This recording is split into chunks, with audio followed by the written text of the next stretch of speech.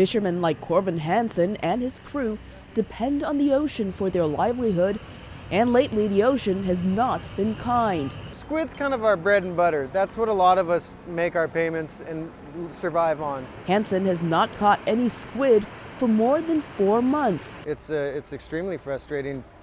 You know, it's demoralizing to go out and not be able to catch anything. Oceanographers say squid and other fish have moved farther north to cooler waters.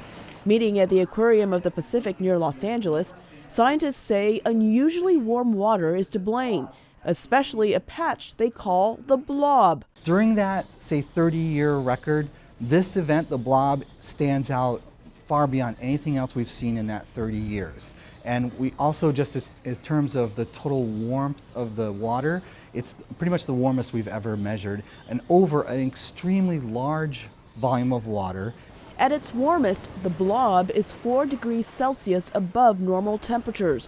While the blob warms the water's surface layers, another weather phenomenon called El Nino is warming the deeper waters. We're looking at a situation here, we've had 2 years of the blob warming the water.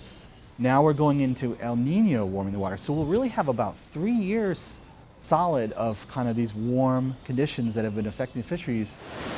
Meteorologists say even though the waters are still warm, there is a promising forecast. Those waters will cool through the summer, and it looks right now a very distinct possibility that we could be in a La Nina situation next winter, and that's where the waters of the eastern and central Pacific will actually cool below normal. Cooler waters also mean good news for Corbin Hanson and his crew, but until then, there's hardly anything spent on new equipment, new gear. We're trying to get by and kind of, stop the bleeding this year. And hope that the water will cool enough for the squid to return next winter. Elizabeth Lee for VOA News, San Pedro, California.